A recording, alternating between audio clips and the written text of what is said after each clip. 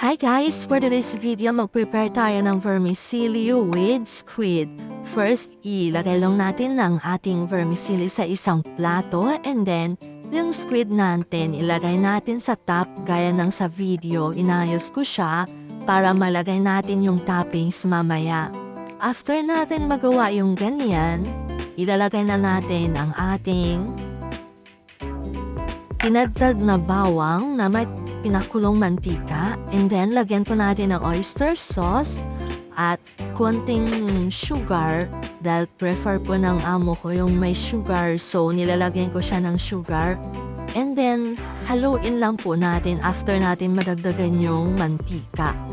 And after natin siya haluin, ilagay na po natin siya sa top.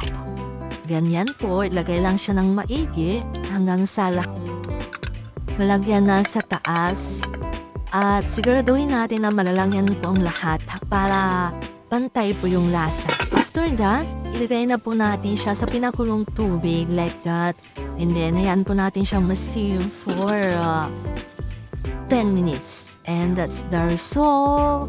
Lagyan lang po natin ng seafood soy sauce para lalong maglasa po yung ating steamed vermicelli with squid. That's all for today. Thanks for watching!